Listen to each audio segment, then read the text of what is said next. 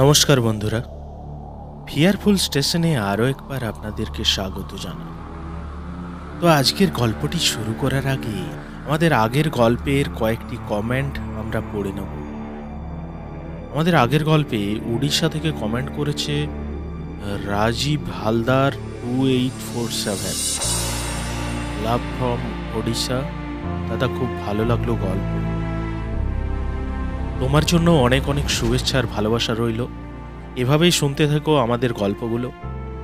রাইমা পাত্র 7252 বলছে, রাত্রি শেষে আলোর হাসি, ফিয়ারফুল স্টেশন, আমরা তোমায় ভালোবাসি। দাদা, এগিয়ে চলো। আমরা প্রতি সপ্তাহে এই দিনের অপেক্ষায় থাকি। সত্যি এই গল্পগুলো মন ছুঁয়ে যায়। তোমাদের এই ভালোবাসাটাই আমাদের উৎসাহ জাগায় বারবার। এভাবেই আমাদের গল্প শুনতে থাকো আর আমাদের সঙ্গে থেকো। আপনারাও কমেন্ট করে জানান কে কোনখান থেকে আমাদের গল্প শুনছেন। তো চলুন শুরু করা যাক আমাদের আজকের গল্পটি। যদি আপনি আমাদের চ্যানেলে প্রথমবার এসে থাকেন অথবা এখনো চ্যানেলটিকে সাবস্ক্রাইব করেননি, তাহলে অবশ্যই চ্যানেলটিকে সাবস্ক্রাইব করে পাশে থাকা নোটিফিকেশন বেল আইকনটি অল করতে ভুলবেন না। আমাদের আজকের গল্প আশুতোষ গিরির লেখা জঙ্গল পাড়ের শেষ গ্রাম।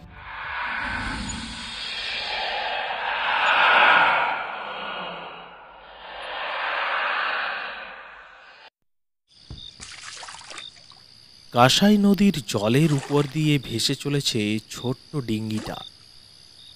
পূর্ণিমার মধ্যরাত্রি। দূরের বাহাবুরু জঙ্গলটা যেন আজ নিস্তব্ধতার চাদর মুড়ি দিয়ে দাঁড়িয়ে রয়েছে। কেউ যেন এক অপার্থিব মায়া শক্তিতে ঘুম পাড়িয়ে রেখেছে সমস্ত জঙ্গলটাকে। মাঝে মাঝে কাঁসাই বক্ষে ডিঙ্গির দাঁড়ের আঘাতে ছলাৎ ছলাৎ শব্দ এবং ঝিঝি পোকার ডাক ছাড়া কিছুই কানে আসছে না। খেরোয়াল ডিঙ্গিটাতে দাঁড় টানতে টানতেই আকাশের দিকে তাকিয়ে দেখে চাঁদটা কেমন যেন হলদেটে বর্ণ ধারণ করেছে। তাদের গ্রামের মোড়ল সব সময় বলে, চাঁদের এই রকম হলদেটে বর্ণ ধারণ করাটা নাকি মোটেও মঙ্গলজনক লক্ষণ নয়, অমঙ্গলজনক কিছু একটা ঘটনা ঘটার পূর্বাভাস। মনের মধ্যে একটু একটু ভয় করতে থাকে খেরোয়ালের, কিন্তু সে বড়ই জেদি। একবার যখন ঠিক করে নিয়েছে বাহাবুরুর জঙ্গলে সে যাবে তো যাবেই, আর সেখান থেকে নিরাপদে ফিরে এসে গ্রামের মানুষের কাছে প্রমাণ করে দেবে মড়লের কথা সব মিথ্যে। সকল গ্রামবাসীকে দেখিয়ে দেবে বাহাবুরুর জঙ্গলে ভয় পাওয়ার মতো কোনো কিছুই নেই। শুধু শুধু মড়ল তাদেরকে ভয়ের গল্প শুনিয়ে ভয় দেখিয়ে রেখেছে। আগুনের দিকে ছুটে যাওয়া উন্মত্ত পতঙ্গের মতোই খেরোয়াল ছোট্ট ডিঙ্গিটা নিয়ে ছুটে চলেছে বাহাবুরুর জঙ্গলের দিকে। পরদিন সকল গ্রামবাসী ডিঙ্গিটাকে কাঁসাইয়ের ওই তীরে ভেসে থাকতে দেখেছিল, কিন্তু খেরোয়াল আর ফিরে আসেনি কোনোদিনও। তারপর কেটে গেছে অনেকগুলো বছর, পার হয়ে গেছে অনেকটাই সময়, বদলে গেছে অনেক কিছুই। শুধু একটা জিনিস যেমন আগেও ছিল এখনই তেমনই রয়ে গেছে, বাহাবুরু জঙ্গলের ভয়। এখনো মানুষ ওই জঙ্গলে যেতে ভয় করে। বাহাবুরুর জঙ্গলের নিচের নদীর ওই দিকটায় দিনের বেলাতেও কেউ মাছ ধরতেও যায় না। কাঁসাইয়ের এই পারের চরে অনেকগুলো চাষযোগ্য জমি তৈরি হয়েছে। সেখানে নিয়মিত চাষাবাদ করে এই কুলুইকুচি গ্রামের মানুষজনেরা। অবশ্যই এখানে রমেনদের জমির পরিমাণটাই বেশি রয়েছে। এই বছর বোরো ধানের চাষ খুবই ভালো হয়েছে। প্রায় ধান পাকার সময় হয়ে এসেছে। এখন যদি জল না দেওয়া হয় তাহলে এতদিনের পরিশ্রম বৃথা। দিনের বেলায় সূর্যের তাপ প্রচণ্ড থাকে, তাই সে সময় জমিতে জল দিলে হিতে বিপরীত হয়ে যাবে। প্রতি রাতে নদীতে পাইপ ফেলে জল দিতে হচ্ছে ধান জমিতে। রাত জেগে জল পানি দেয় রমেন এবং তাদের আশেপাশের জমির অনেকে। তার দাদাও আসে সঙ্গে। রমেন দাদাকে পাঠিয়ে দেয় একটু রাত্রি বাড়লেই, কারণ বাড়িতে বয়স্ক বাবা মা রয়েছে, তাদের কাছেও একজনের থাকা দরকার। ধান জমিতে জল ধরিয়ে দিয়ে আলের উপর বসে বসে রাতের প্রকৃতির সৌন্দর্যতা উপভোগ করতে থাকে আপন মনে। না হলে ডিঙ্গিটাকে কাঁসাইয়ের জলে ভাসিয়ে দিয়ে দূরে পেতে রাখা জালগুলোকে জল থেকে তুলে দেখতে থাকে আজ মাছ কিরকম পড়েছে। বড়ই খামখেয়ালি ছেলে। তাদের জমিগুলোর নিচের দিকটায় একটু দূরেই শ্মশান, আর ঠিক কাঁসাই নদীর উল্টো দিকেই রয়েছে বাহাবরুর জঙ্গল। না, বিশেষ পরোয়া করে না সে। ওই জঙ্গলটার দিকে রাত্রিবেলা তাকালে একটু গা ছমছমে অনুভূতি হয় ঠিকই, কিন্তু ভয় করে না। আবার দিনের আলোতে ওদিকে তাকালে মনে হয় জঙ্গলটা যেন তাকে হাতছানি দিয়ে ডাকে। সে মনে মনে ঠিক করে নেয় একদিন সে সেখানে যাবে, আর সেটা পূর্ণিমার রাত্রিতেই যাবে। গ্রামের অনেকের মুখেই শুনেছে জঙ্গলটা নাকি বড়ই ভয়ঙ্কর, আবার পূর্ণিমার রাতে নাকি সমস্ত জঙ্গল জেগে ওঠে। অদ্ভুত ধরনের কি সব শব্দ ভেসে আসে সেখান থেকে। পূর্ণিমার রাতে কেউ নদী পার করে ওই পারে বাহাবুরুর জঙ্গলে যাওয়া তো দূরের কথা, নদীর এই পারে নিজেদের ধানের জমিতে জল দিতে ভয় করে।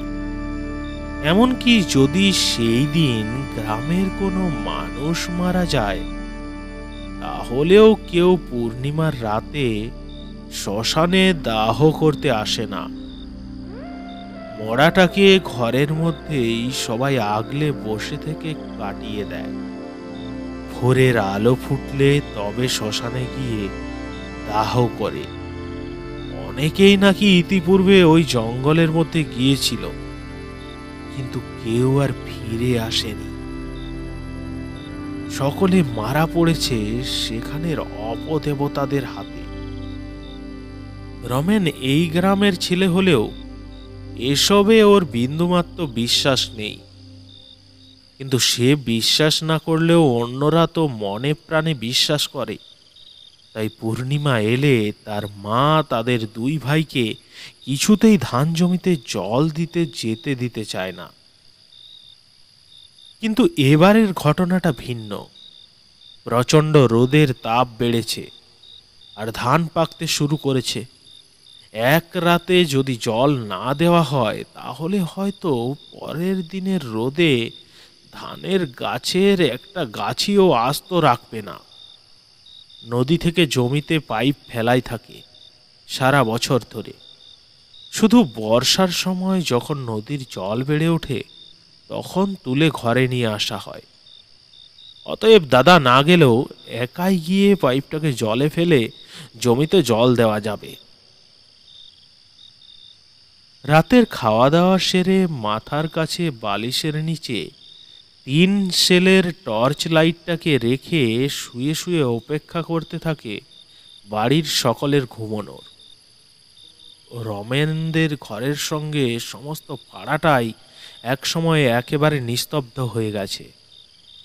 সে যখন দেখল সকলে ঘুমিয়ে পড়েছে, ধীরে ধীরে পা টিপে টিপে ঘরের দাওয়া থেকে উঠোনে এসে দাঁড়ালো। তারপর ডান দিকের গোয়াল ঘরের সামনে থেকে কোদালটাকে কাঁধে তুলে নিয়ে নিঃশব্দে বাঁশের বেড়ায় খেজুর পাতার দরজাটাকে খুলে বাইরে বেরিয়ে পড়ে হাঁটতে থাকে নদীর পথে। তাদের ঘর থেকে নদীর দূরত্ব খুব বেশি একটা নয়, একেবারে ঘরের নিচের দিকে বললেও খুব একটা ভুল বলা হয় না। বর্ষার সময় যখন নদীতে জল বাড়ে, তখন রমেনদের ঘরের পিছনের খামারের নিচে যে খেজুর গাছটা রয়েছে সেখান পর্যন্ত জল উঠে আসে। ওই জমিগুলোতে তখন চাষ হয় না, কারণ সেগুলো তখন জলের তলায় চলে যায়।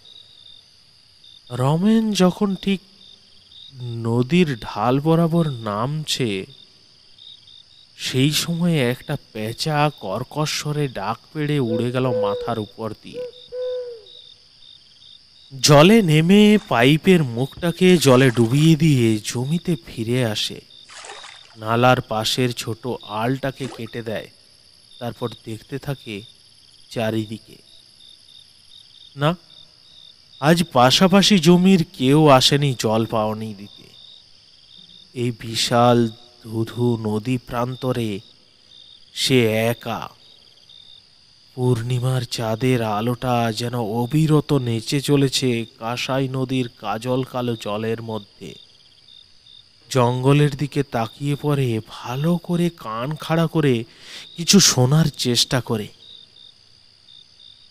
কই না, কোনো কিছুই তো শোনা যাচ্ছে না। শ্মশানের নিচের ঘাটটার দিকে দৃষ্টি যেতে দেখে সেখানে একটা ডিঙ্গি রয়েছে। রমেন মনে মনে ভাবে, এরকম সুযোগ হয়তো জীবনে আর দ্বিতীয়বার নাও আসতে পারে। আজ দাদাও সঙ্গে আসেনি, আর কাঁসাইয়ের বুকে এই মুহূর্তে সে ব্যতীত দূর দূর পর্যন্ত দ্বিতীয় কোনো ব্যক্তির অস্তিত্ব নজরে আসে না। নালা থেকে জল জমিতে ঢুকতে শুরু করেছে। সে নিশ্চিন্ত মনে এগিয়ে যায় সেই ডিঙ্গিটার দিকে। যতক্ষণে সমস্ত জমিটা জলে ভিজবে, ততটা সময়ের মধ্যে সে অনায়াসে বাহাবুরুর জঙ্গল থেকে ঘুরে আসতে পারবে। ডিঙ্গির বাঁধন খুলে হাঁটু উপর জলের মধ্যে সেটাকে ঠেলে নিয়ে গিয়ে উঠে বসে তার উপর। দু হাতে করে ছোট্ট দুটো দাঁড় টানতে টানতে কাঁসাইয়ের জল কাটতে কাটতে এগিয়ে যেতে থাকে পশ্চিম পাড়ের জঙ্গলের দিকে। আজকে কাঁসাইয়ের জলটাকে একটু বেশি শান্ত মনে হচ্ছে। কোনো লহর নেই, সেও যেন কোনো কিছুর ভয়ে চুপটি করে ঘুমিয়ে রয়েছে। চাঁদটার দিকে তাকিয়ে দেখে ধীরে ধীরে সাদা রঙের পরিবর্তে কেমন একটা হলদেটে আলো যেন ধীরে ধীরে গ্রাস করছে সমস্ত চাঁদটাকে। পরিবেশের এই হেন পরিস্থিতিতে রমেন ভয় পায়নি ঠিক, কিন্তু কিঞ্চিত আশ্চর্য যে হয়নি তা বলা সম্পূর্ণ ভুল। যখন জঙ্গলের কয়েক গজ দূরে ডিঙ্গিটা এসে পৌঁছলো, হঠাৎ শান্ত জঙ্গলটার ভিতর থেকে ভেসে আসতে লাগলো কাকেদের আর্ত চিৎকার। হঠাৎ চিৎকারটা রাতের নিস্তব্ধতা ভঙ্গ করে ভেসে আসতেই কিঞ্চিত চমকে উঠেছিল রমেন। সে ডিঙ্গি থেকে জলের মধ্যে নেমে সেটাকে হাঁটু জলে ভাসিয়ে রেখে লম্বা দড়িটাকে একটা গাছের শেকড়ে বেঁধে রেখে উঠে আসে পাড়ের উপর। উপরে উঠেই একটা অদ্ভুত দৃশ্য নজরে পড়ে তার। যদি এতদিন ধরে জঙ্গলের মধ্যে কেউ নাই এসে থাকে, তাহলে জঙ্গলের রাস্তাটার মধ্যে তো আগাছা জন্মে সেটাকে ঢেকে ফেলার কথা, কিন্তু সেটা একেবারে পরিষ্কার সর্পিল ভঙ্গিতে ঢুকে গেছে ভেতরের দিকে। দেখে মনে হচ্ছে যেন নিয়মিত এই পথ ধরে কেউ হেঁটে আসে নদীর দিকে। সেই পথে পা বাড়ানোর সাথে সাথেই চিৎকারটা থেমে গিয়ে সমস্ত জঙ্গলটাকে গ্রাস করল অপার্থিব নিস্তব্ধতায়। শুধু ঝিঝির ডাক ছাড়া আর কোনো শব্দ কানে আসে না। ধীরে ধীরে এদিক ওদিক তাকিয়ে সামনের দিকে এগোতে থাকে রমেন।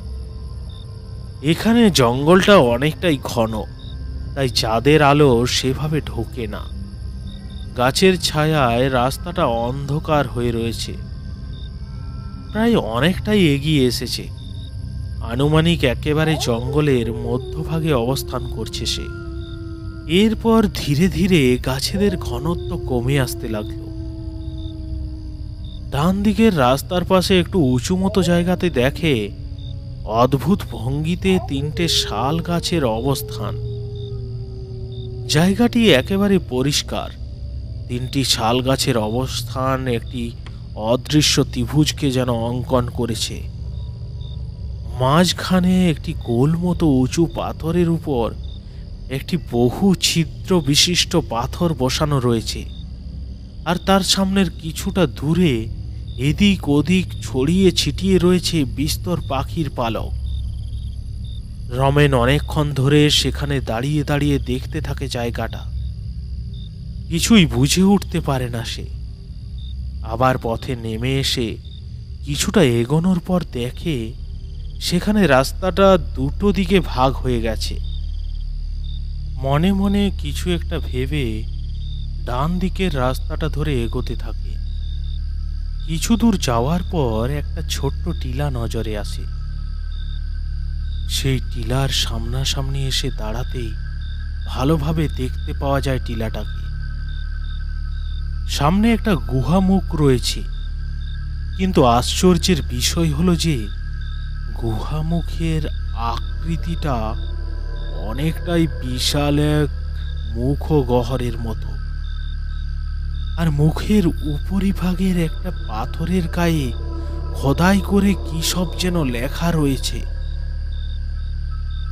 ভাষাটা অজানার কারণে রমেনের বোধগম্য হলো না তার বিষয়বস্তু। হাতের টর্চ লাইটটাকে জ্বালিয়ে গুহার ভিতরে ঢুকতে যাবে, ঠিক সেই মুহূর্তে ভেতর থেকে এসে তার মাথার উপর দিয়ে উড়ে চলে গেল কালো বাদুড়ের দল। মনে মনে একটু ভয় হলো।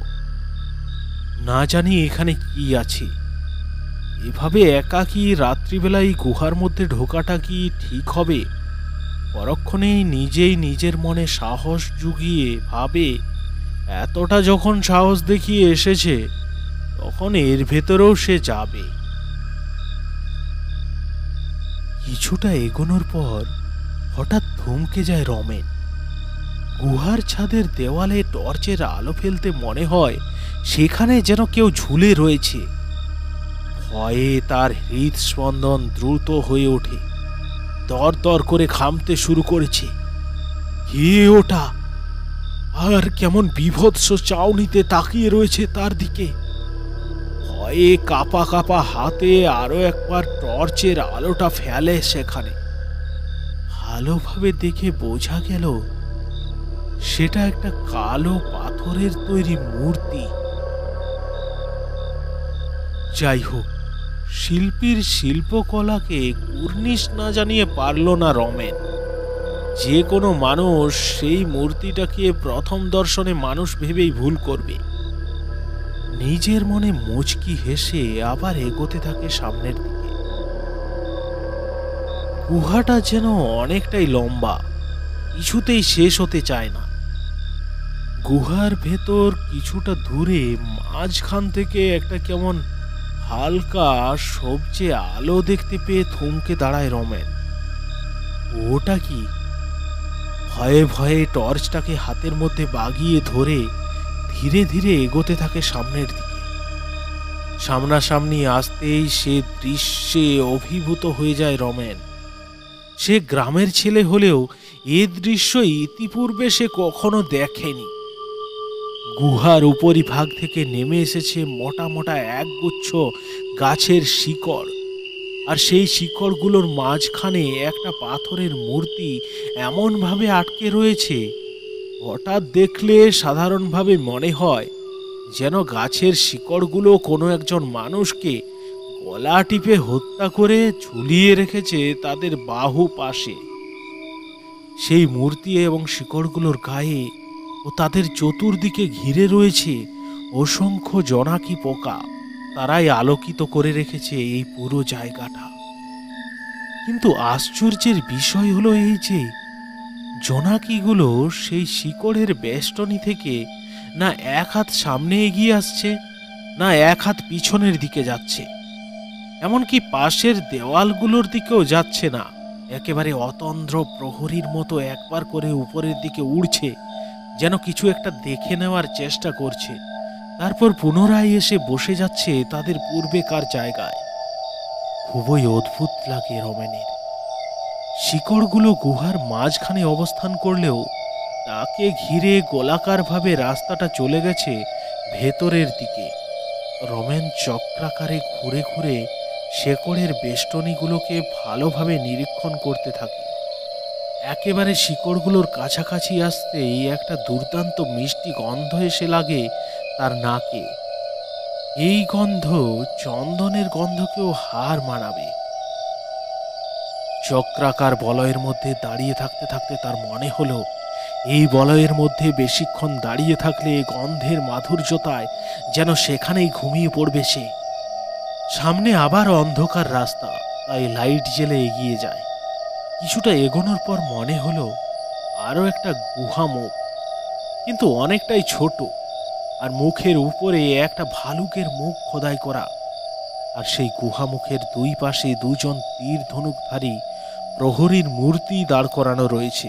ভেতরে ঢুকে পড়ে কেমন যেন অনেকটাই বেশি ঠান্ডা বলে মনে হতে লাগলো। কিছুক্ষণ আগে শিকড় থেকে পাওয়া সেই গন্ধটাও এখানে যেন রয়েছে, তবে অতটা তীব্র নয়, অতীব ক্ষীণ। সামনের দেওয়ালে আলো ফেলতে দেখে কুলঙ্গির মতো অনেকগুলো ছোট ছোট খোপ রয়েছে। মনে হলো যেন কোনো এক সময় ওই সব জায়গাগুলোতে মশালের আলো লাগানো থাকতো। সামনে এগোতে গিয়ে আলোটা সামনের দিকে পড়তে মুখ দিয়ে একটা আর্তনাদ বেরিয়ে আসে রমেনের। হাত থেকে মেঝেতে খসে পড়ে টর্চের আলোটাও বন্ধ হয়ে যায়।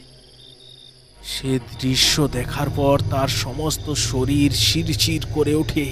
সে যেন কিছুতেই দাঁড়িয়ে থাকতে পারছে না, এক্ষুনি মাথা ঘুরে পড়ে যাবে। কিন্তু ভালোভাবেই বুঝতে পারছে যদি এখানে পড়ে যায় তাহলে মৃত্যু অবধারিত। সে টর্চের আলো ফেলে দেখেছে সেখানে গুহার মেঝের উপর সারিবদ্ধভাবে অনেকগুলো উঁচু উঁচু বেদি করা রয়েছে, আর তার উপর নির্বিকারভাবে বসে রয়েছে অনেকগুলো মানুষ। কেউ পদ্মাসনে, আবার কেউ নিচের দিকে পা নামিয়ে হাঁটুর উপর দুই হাত রেখে। কিন্তু দেখে মনে হতে লাগলো সবগুলো লোকেরই বয়স যেন একই রকম। তারা কেমন একটা যেন দৃষ্টি নিয়ে তাকিয়ে রয়েছে রমেনের দিকে। তাড়াতাড়ি করে ঝুঁকে পড়ে টর্চটাকে খোঁজার চেষ্টায় মেঝের মধ্যে হাতড়াতে থাকে রমেন। হঠাৎ হাতের মধ্যে কি একটা জিনিস ঠেকে তার। সেটা বরফের মতো ঠান্ডা। কৌতূহল বশত সেই জিনিসটাকে হাতড়ে হাতড়ে একেবারে অগ্রভাগে পৌঁছতে আটকে ওঠে। এটা তো মনে হচ্ছে কোনো মানুষের হাত। হাতটা যেন মৃদু নড়ে উঠল। চিৎকার করে হামাগুড়ি দিয়ে পিছনের দিকে সরে আসে সে, আর ঠিক তখনই তার হাতে লাগে টর্চটা। আর বিলম্ব না করে টর্চটাকে তুলে নিয়ে সেই জায়গাতে আলো ফেলতেই কোথায় হাত? কোনো কিছুই তো নেই। সে এবার সেই বসে থাকা লোকগুলোর দিকে আলো ফেলে, কিন্তু না, তাদের মধ্যেও কোনো গতিবিধি লক্ষ্য করা গেল না। সে ভালো করে দেখতে লাগলো, এগুলো তো জীবিত কোনো মানুষ নয়, আবার পাথরের মূর্তি বলেও তো মনে হচ্ছে না। তাহলে কি এগুলো? ভালো করে নাড়াচাড়া করে দেখতে থাকে। না, এ তো মনে হচ্ছে কোনো মৃত মানুষের শরীর, কিন্তু এভাবে এত সতেজ রয়েছে কিভাবে? সেগুলো তো দেখে সদ্য মরা বলে মনে হচ্ছে না। দেখে ভালোভাবে বোঝা যায় এগুলো অনেক দিন আগেকার মরা। তখন এই গুহার ভেতর দিক থেকে একটা শব্দ ভেসে আসতে লাগলো, অতীব মৃদু স্বরে। তারপর গুহার প্রতিটা দেওয়ালে প্রতিধ্বনিত হতে হতে ধীরে ধীরে সে শব্দ প্রকট হতে শুরু করলো, যা কোনো মানুষের শ্রবণ শক্তির অনেক ঊর্ধ্বে। বেশিক্ষণ সে শব্দ কানে প্রবেশ করলে হয়তো দুই কানের গহ্বর থেকে রক্ত বেরিয়ে আসবে। সেখান থেকে তাড়াতাড়ি বেরিয়ে এসে সেই ডান দিকের দারোয়ান মূর্তির পাশেই একটা সরু রাস্তা দেখতে পায়। ভয়ে ভয়ে সেই গুহার ভিতর দিয়ে হাঁটতে থাকে সে। নিজেও জানে না ওই গুহার ভিতর এই রাস্তায় তার জন্য কি ভয়ঙ্কর ঘটনা ওত পেতে রয়েছে। গুহার ভিতর থেকে বাইরে বেরিয়ে এসে দেখে আবার একটা সরু রাস্তা নিচের দিকে নেমে গিয়ে জঙ্গলের মধ্যে মিশে গেছে। রমেন সেই রাস্তা অনুসরণ করে ওই জঙ্গলের দিকে নামতে থাকে, কিন্তু ঢাল বরাবর কিছুটা নামার পর এক জায়গায় থমকে দাঁড়িয়ে পড়ে। তার সামনে একটু দূরে অনেকগুলো মানুষের জটলা। লোকগুলোর শরীরের উপরিভাগ সম্পূর্ণ নির্বস্ত্র, নিচের দিকে হাঁটুর উপর পর্যন্ত ময়লা ধুতি। তারা যে জায়গাটাকে ঘিরে দাঁড়িয়ে রয়েছে সেখানে উঁচু একটা পাতকুয়ো জাতীয় কিছু রয়েছে। কুয়োর ভিতর থেকে আকাশের দিকে উঠে গেছে একটা সোনালি আলো। রমেন আর এক ধাপ নিচে নেমে এসেছে। প্রত্যেকটি লোক কোমরের ধুতির কচড় থেকে বার করে এনেছে দাউলি জাতীয় কোনো এক ধারালো হাতিয়ার। রমেন অবাক বিস্ময়ে হতবাক হয়ে দেখতে লাগলো সমস্ত কিছু, কিন্তু মুখ দিয়ে কিছু শব্দ উচ্চারণ করা বা তাদের কাছে এগিয়ে যাওয়ার ক্ষমতা বিদ্যমান নেই যেন তার শরীরে। কিছুতেই তার পাগুলো নিজেদের স্থান পরিবর্তনে রাজি নয়। কেউ যেন সম্মোহনী শক্তিতে তাকে স্থানবৎ করে রেখেছে। তার দিকে পিছন ফিরে দাঁড়িয়ে থাকা প্রথম সারির লোকগুলো পূর্ব পরিকল্পিত ঘটনার মতোই হাতে ধরে রাখা দাউলিগুলো নিজেদের গলায় বসিয়ে একটা হ্যাচকা টান মেরে ঝাঁপিয়ে পড়ল কুয়োর মধ্যে। প্রথম সারির লোকগুলো রমেনের দিকে পিছন ফিরে থাকায় সে তাদের মুখ দেখতে পায়নি, কিন্তু তারা কুয়োর মধ্যে ঝাঁপিয়ে পড়ার পর তাদের উল্টো দিকের লোকগুলোর মুখ খুব ভালোভাবেই দেখতে পাচ্ছে রমেন। লোকগুলোর কোনো চোখ নেই, চোখের জায়গাতে রয়েছে কালো দুটো গর্ত, আর মুখে এক অদ্ভুত ধরনের একটা মুচকি হাসি। ভয়ের চোটে রমেনের সারা শরীর তীর তীর করে কাঁপতে শুরু করেছে। আর বুঝতে বাকি রইল না তার সামনে যারা দাঁড়িয়ে রয়েছে তারা কেউ মানুষ নয়।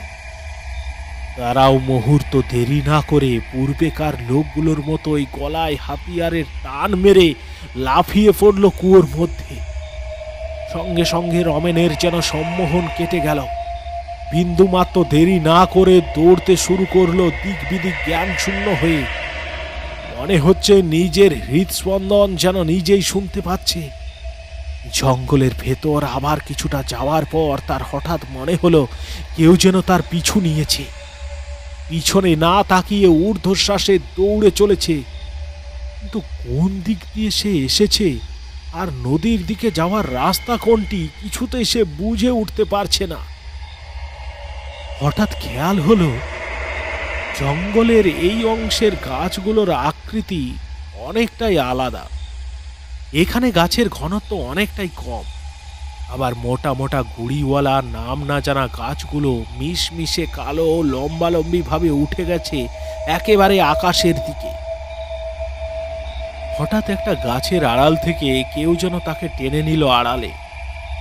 ঘটনার আকস্মিকতায় মুখ দিয়ে একটা চিৎকার বেরিয়ে যাচ্ছিল, কিন্তু সেই ব্যক্তি তার মুখে চাপা দিয়ে কানের কাছে মুখ নামিয়ে নিয়ে এসে ধীরে ধীরে বলল, কোনো ভয় নেই, চুপ করে দাঁড়াও। সঙ্গে সঙ্গে রমেন অনুভব করতে পারল সেই পিছনের শব্দটা তাদেরকে ছাপিয়ে সামনের দিকে চলে গেল। লোকটি রমেনের মুখ থেকে হাত সরিয়ে নিয়ে বলল, ওদিকে কোথায় চলেছ? ওদিকটা ভালো নয়, তুমি আমার সঙ্গে এসো। ফ্যাল ফ্যাল করে তার মুখের দিকে তাকিয়ে থাকতে দেখে সে বুঝতে পারল রমেন হয়তো তার কথায় বিশ্বাস করে উঠতে পারছে না। তাই সে আবারও বলে উঠল, তোমার কোনো ভয় নেই, তুমি আমাকে বিশ্বাস করতে পারো।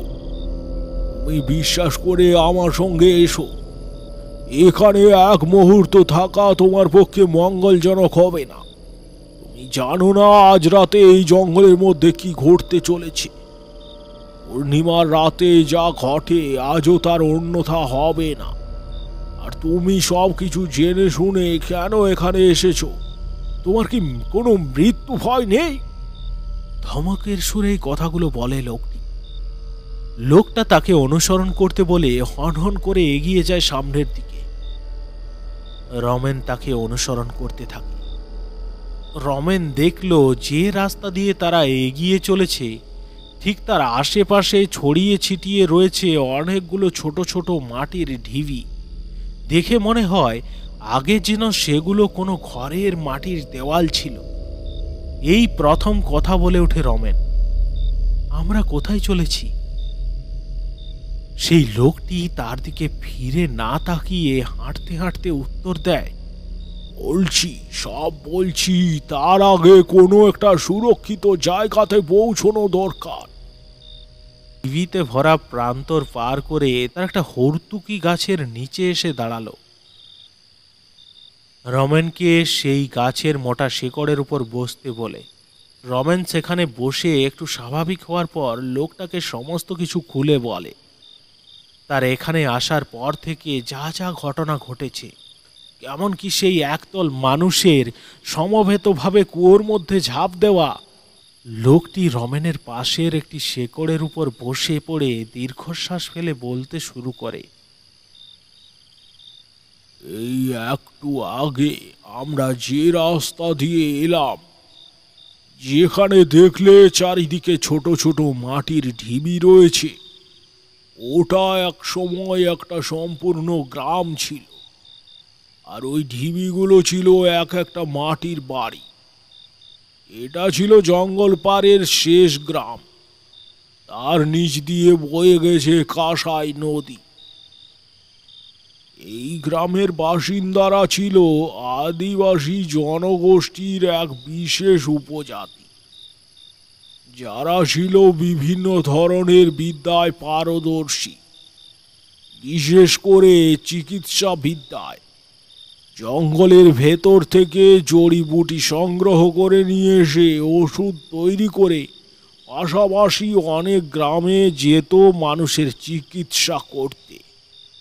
আর তারা তাদের পূর্বজদের মানে তাদের মৃত পূর্বপুরুষদের আত্মাকে এই পৃথিবীর বুকে ফিরিয়ে আনতে পারত বিশেষ এক পদ্ধতির মাধ্যমে।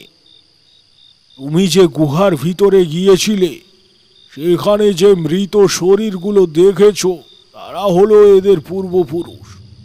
হ্যাঁ, এখনো এক বিশেষ পদ্ধতিতে ওই মৃতদেহগুলো অক্ষত অবস্থায় রয়ে গেছে।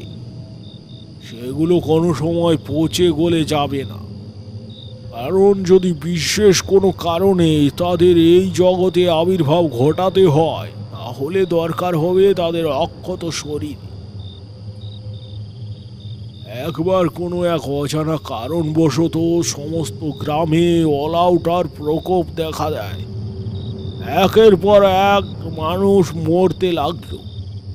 তারা চিকিৎসা বিদ্যাতে পারদর্শী হলেও ওই মহামারী তাদের কাছে নতুন, তাই তারা কিছুতেই প্রতিকার করে উঠতে পারছে না।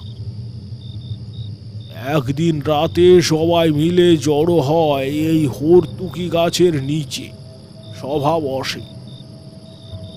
কাবিলার সর্দার বিধান দেয় তাদের পূর্বপুরুষদের ফিরিয়ে আনা হোক। এনারাই পথ দেখাবে এই সংকট থেকে বাঁচার। কিন্তু আনা হোক বললেই তো আনা যায় না।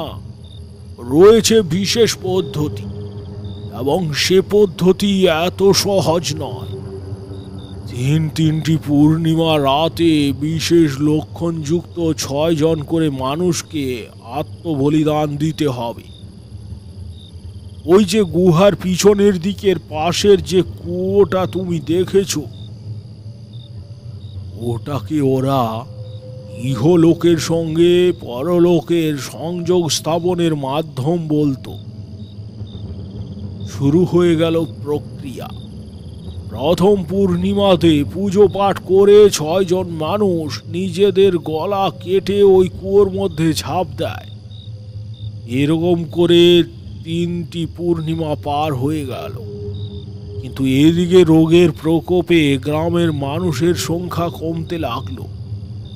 যারা একটু সুস্থ ছিল তারা আর এখানে থাকতে চাইল না। গোপনে রাতের অন্ধকারে এই স্থান ত্যাগ করে চলে গেল ঝাড়খণ্ডের দিকে। যখন 4র্থ পূর্ণিমা এলো, তখন ওই গুহার ভিতর থেকে সেই বিজ্ঞ পূর্বপুরুষেরা নেমে এলো এই গ্রামে। কিন্তু তখন একজন মানুষও অবশিষ্ট নেই। কারা তাদেরকে জাগিয়েছে, এই জগতে আবার নিয়ে আসার কারণেই বা কি, বুঝতে না পেরে হুঙ্কার দিয়ে সমস্ত গ্রাম সহ জঙ্গল কাঁপিয়ে বেড়াতে লাগলো। কিন্তু যেহেতু সেই কাবিলার আর কেউ এখানে ছিল না, তাই তাদের ফেরত পাঠানোর প্রক্রিয়াও সম্পন্ন হলো না। সেই থেকে প্রতি পূর্ণিমার রাতে তারা এখানে নেমে আসে আর হুঙ্কার দিয়ে খুঁজে বেড়ায়। সে সময় কোনো জীবিত মানুষ বা পশু পক্ষীকে পেলে তারা জীবন্ত চিবিয়ে খায়। কথা শেষ হতে না হতেই জঙ্গলের ওই পার থেকে ভেসে আসতে লাগলো একটা বীভৎস চিৎকারের শব্দ। লোকটি তাড়াহুড়ো করে বলে, তোমার আর এখানে থাকা ঠিক হবে না, ওরা নেমে আসছে, এক্ষুনি চলো, তোমাকে তোমার ডিঙির কাছে পৌঁছে দিচ্ছি। ওরা আসার পূর্বে আর সেখান থেকে বিন্দুমাত্র দেরি না করে ফিরে যাবে। মুখের দিকে তাকিয়ে প্রশ্ন করে, কিন্তু আপনি?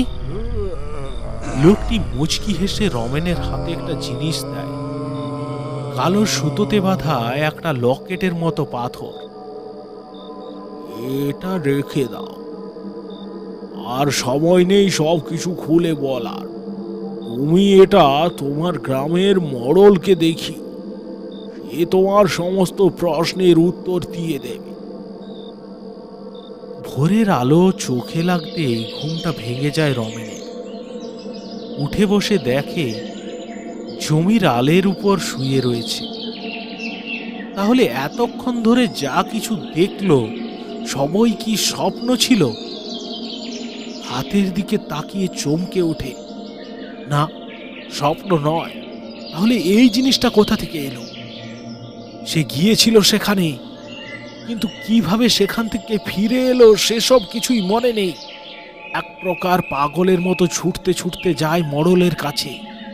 তাকে সেই জায়গায় যাওয়া, সেই লোকটার দেওয়া লকেটটা মোড়লের হাতে দিয়ে সমস্ত কিছু খুলে বলে। মোড়ল চোখের জল মুছে বলেছিল, রমেনের মতোই অনেক দিন আগে একজন জেদের বসে সেখানে গিয়েছিল, কিন্তু আর ফিরে আসেনি। কয়েকদিন পর তার ছিন্ন ভিন্ন শরীরটাকে নদীর জলে ভেসে থাকতে দেখেছিল সবাই। সে মোড়লেরই ভাই খেরোয়াল। খেরোয়ালই রমেনের জীবন বাঁচিয়েছে, না হলে ওখানে গিয়ে আজ পর্যন্ত কেউ সশরীরে ফিরে আসতে পারেনি।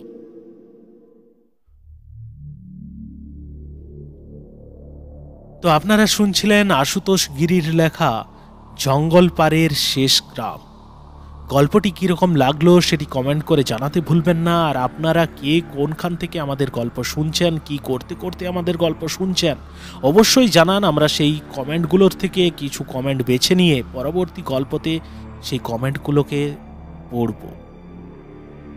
আর যদি আপনি আপনার লেখা কোনো গল্প আমাদের পাঠাতে চান তাহলে fs.sendstory2022@gmail.com ঝটপট মেল করুন এই ঠিকানায়। দেখা হচ্ছে পরের মঙ্গলবার। ততদিন ভালো থাকুন, সুস্থ থাকুন, আর এই গরমের মধ্যে একটু সাবধানে থাকুন। শুভরাত্রি।